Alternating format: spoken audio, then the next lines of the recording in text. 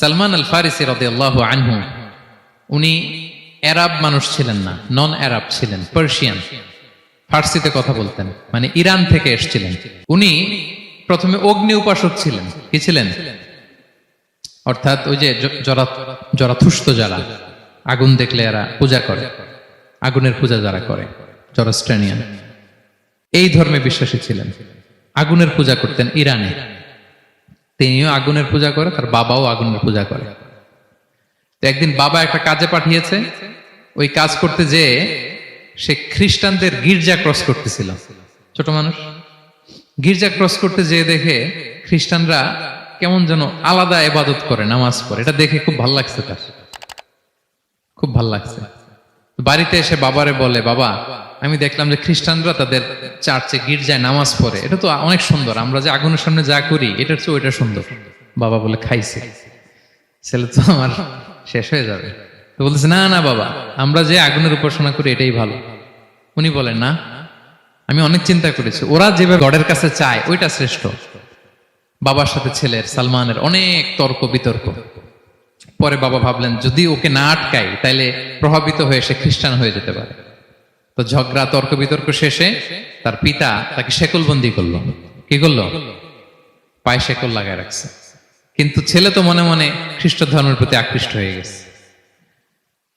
তো ওই খ্রিস্টানরা তার সাথে লুকিয়ে যোগাযোগ করত। সালমান ওই খ্রিস্টানদেরকে বলল যে, তোমাদের খ্রিস্টান ধর্মের উৎপত্তি কোথায়? বলে, সিরিয়াতে। বলতেছে, এখান থেকে কোনো কাফেলা সিরিয়া যাবে নাকি? বলতেছে, হ্যাঁ, মিশনারি ওয়ার্কে একটা কাফেলা আসছে, যাবে। বলতেছে, যেদিন যাবে আমাকে বলবে। তো যেদিন যাবে তাকে এসে বলা হয়েছে তার বাবা নাই, সে শিকল ভেঙে, শিকল সহ ওই কাফেলার সাথে যে জড়িত হয়েছে। দেখেন বিশ্বাস, আদর্শ মানুষকে কিভাবে উজ্জীবিত করে। উনি চলে গেলেন সিরিয়াতে। সিরিয়াতে যে এক পাদ্রির হাতে বায়াত হলেন, কিন্তু এই পাদ্রিটা ছিল ভণ্ড। সে খ্রিস্টানদের দান সৎকা নিয়ে গরিবদের না দিয়ে নিজেই খেয়ে ফেলতো। তো বেচারা পড়লো বিপদে, যে হায় রে, এত সুন্দর ধর্ম রে কারাপ্টেড করতেছে সে। পরে এই পাদ্রি যখন মারা গেল, সালমান সে আরেক পাদ্রির কাছে গেল। আরেক পাদ্রির কাছে গেল। ওই পাদ্রি আবার অনেক ভালো, খুবই ইবাদত করে। তো ওই পাদ্রি কিছুদিন থাকার পরে ওই পাদ্রিও মারা গেল। ওই মারা যাওয়ার আগে সে জিজ্ঞেস করতেছিল যে, পাদ্রি, এই বর্তমান পৃথিবীতে সবচেয়ে ভালো খ্রিস্টান পাদ্রি কে? বলতেছে, আর কেউ নাই।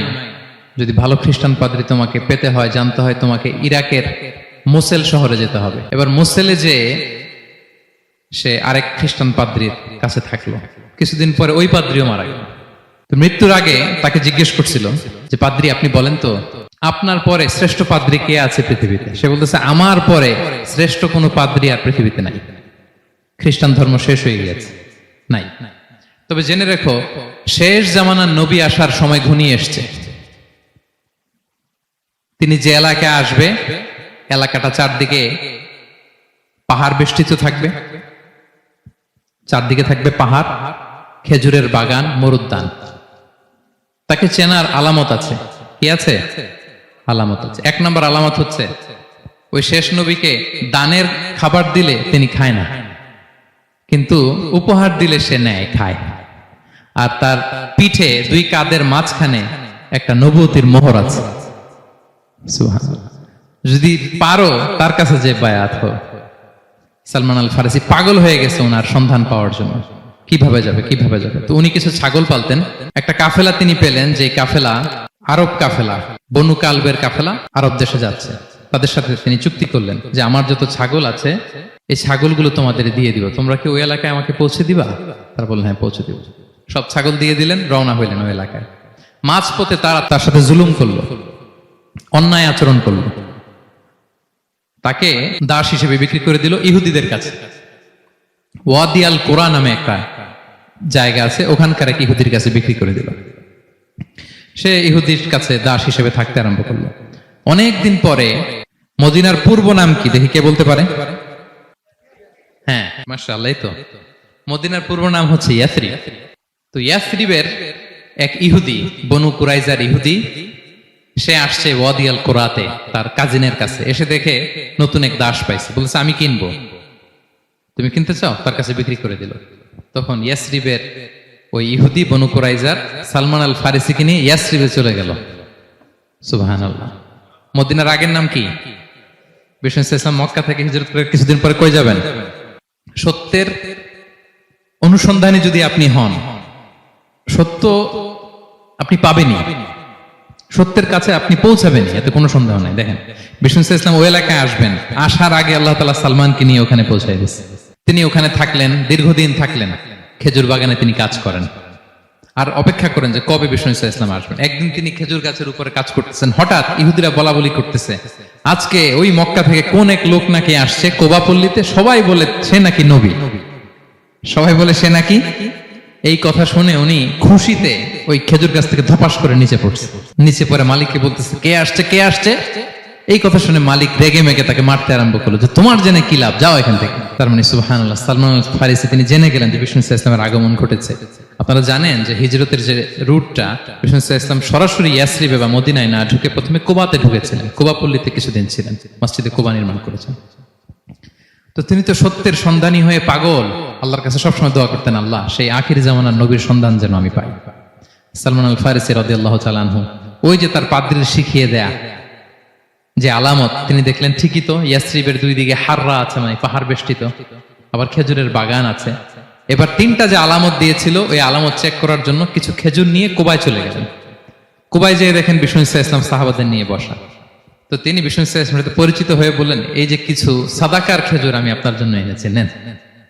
বিষ্ণু ইসলাম বললেন, ওই যে ওদেরকে দাও, ওই যে গরিব সাহাবারা, ওদেরকে দাও।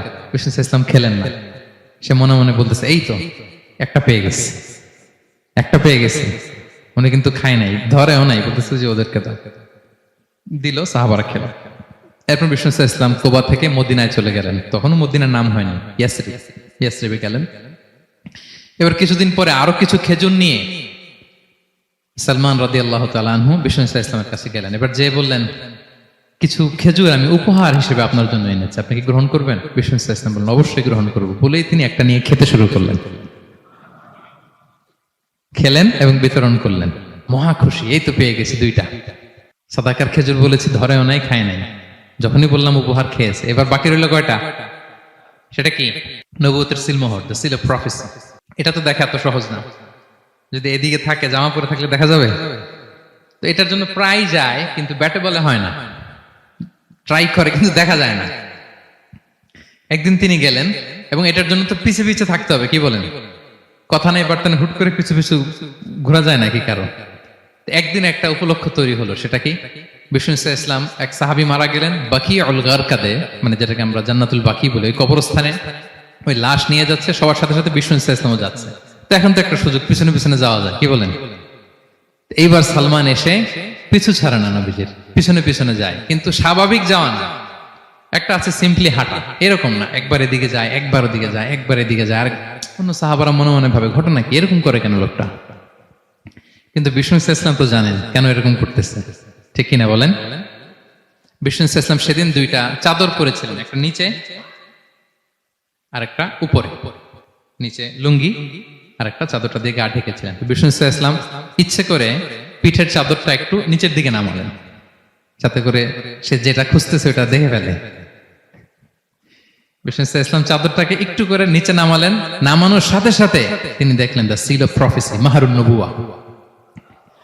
দেখার সাথে সাথে সালমান আল ফারিসি চিৎকার দিয়ে বিশ্বনবীকে জড়িয়ে ধরলেন এবং ওই জায়গাটাতে দুই ঠোঁট দিয়ে চুমু খেলেন, কাঁদতে শুরু করলেন। বিষ্ণু ইসলাম বললেন, কেন কাঁদো তুমি? এতক্ষণ আমি আপনাদেরকে যা শোনালাম, সালমান পুরো ঘটনাটা বিষ্ণু ইসলামের কাছে বর্ণনা করলেন। বললেন, ইয়া রাসূলুল্লাহ, এই জন্য কাঁদি, আমি ছিলাম অগ্নি উপাসক, সত্যের সন্ধানে আমি খ্রিস্ট ধর্ম গ্রহণ করেছি।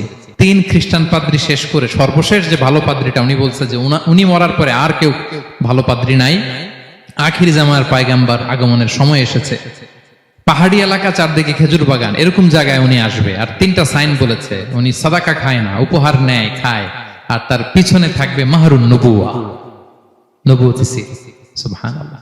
বিষ্ণু ইসলাম খুশি হলেন, তাকে শাহাদা পড়ালেন এবং বললেন যে, তোমার এই দাসত্ব থেকে মুক্তির জন্য কি লাগবে? সে বলে যে, আমার চুক্তি হয়েছে 300 খেজুর গাছ লাগবে। কয়শো? বিষ্ণু ইসলাম বললেন, কে আছো তোমাদের ভাইকে সাহায্য করবা? কেউ 20টা, কেউ 30টা, কেউ 40টা। সব সাহাবারা ডোনেট করে 300 খেজুর দিয়ে দিলেন, খেজুরের গাছ হয়ে গেল। আর 40 গ্রাম স্বর্ণ, এটাও দিতে হবে। তো কোন এক যুদ্ধে বিষ্ণু ইসলাম একটা ছোট্ট স্বর্ণের টুকরে পেয়েছিলেন, বললেন যাও এটা নিয়ে ওজন দাও, ওজন দিলে দেখবা হয়ে গেছে।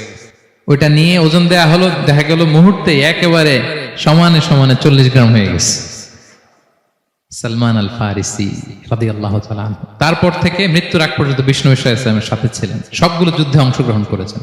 এবং 5ম হিজরিতে ওই যে পরীক্ষা খননের কথা আমরা জানি না, দ্য ব্যাটল অফ ট্রেঞ্চ, এই বুদ্ধিটা আসছিল সালমান রাদিয়াল্লাহু তাআলা আনহুর মাথা থেকে। এটা হচ্ছে ওনার ব্রেন চাইল্ড।